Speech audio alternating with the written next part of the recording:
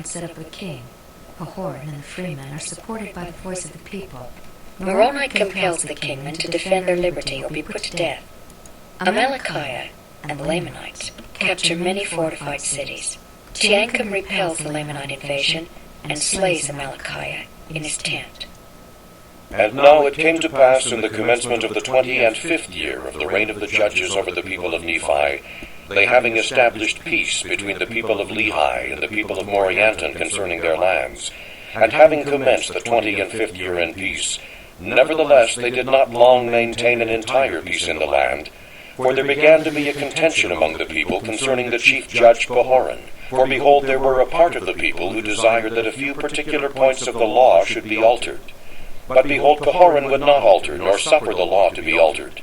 Therefore he did not hearken to those who had sent in their voices with their petitions concerning the altering of the law.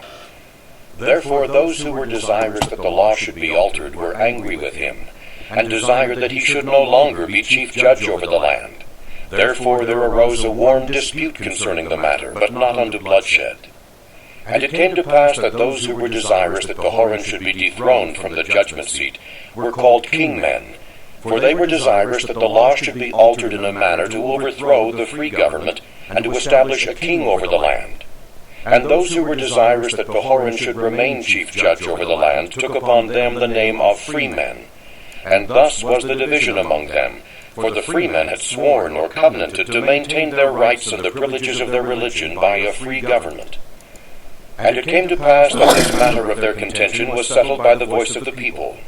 And it came to pass that the voice of the people came in favor of the freemen, and Pahoran retained the judgment seat, which caused much rejoicing among the brethren of Pahoran, and also many of the people of liberty, who also put the kingmen to silence, that they durst not to be kings, and they were supported by those who sought power and authority over the people.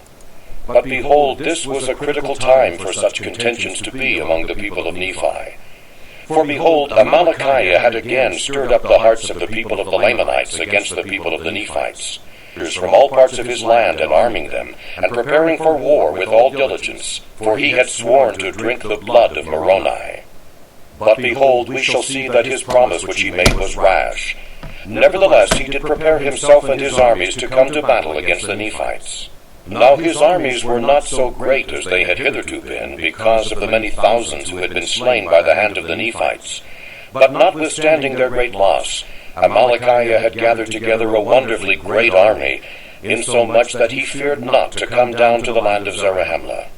Yea, even Amalickiah did himself come down at the head of the Lamanites, and it was in the 25th judge Pahoran.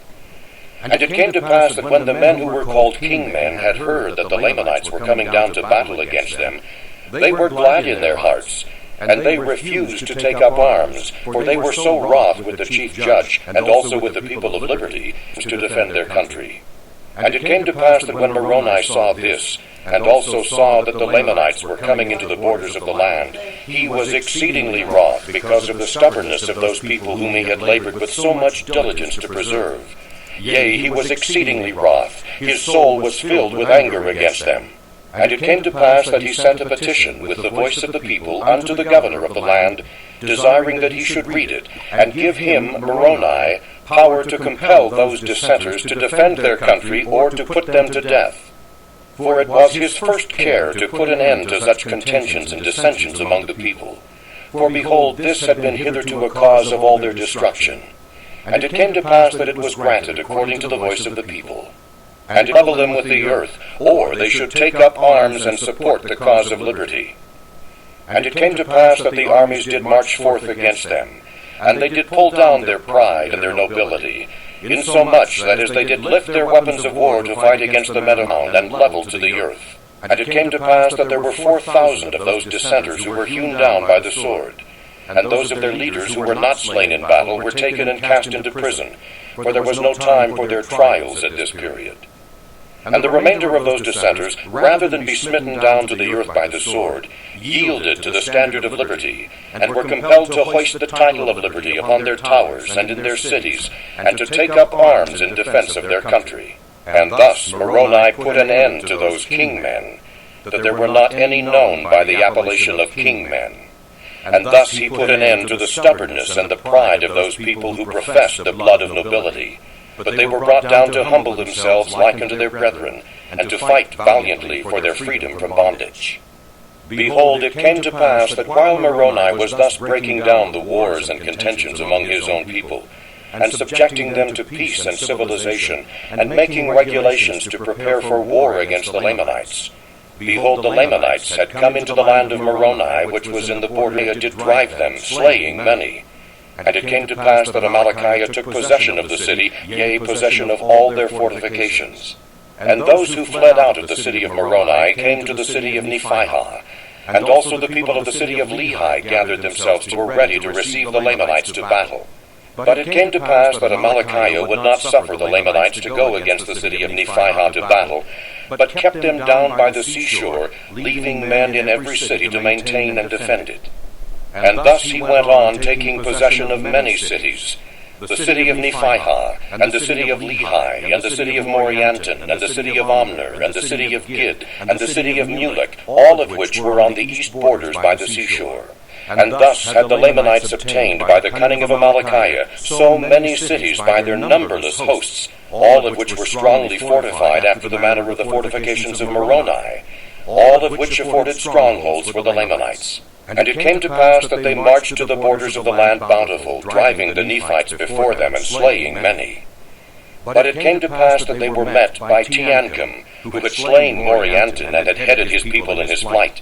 And it came to pass that he headed Amalickiah also, as he was marching forth with his numerous army, that he might take possession of his men. For they were great warriors.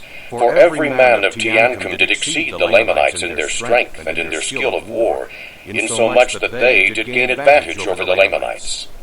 And it came to pass that they did harass them, insomuch that they did slay.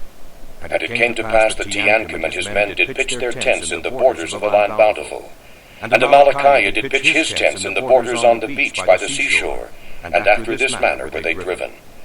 And it came to pass that when the night had come, Teancum and his servants stole forth and went out by night, and went into the camp of Amalickiah. And behold, sleep had overpowered them because of their much fatigue, which was caused by the labors and heat of the day. And it came to pass that Teancum stole privily into the tent of the king, and put a javelin to his heart, and he did cause the death of the king immediately, that he did not awake his servants.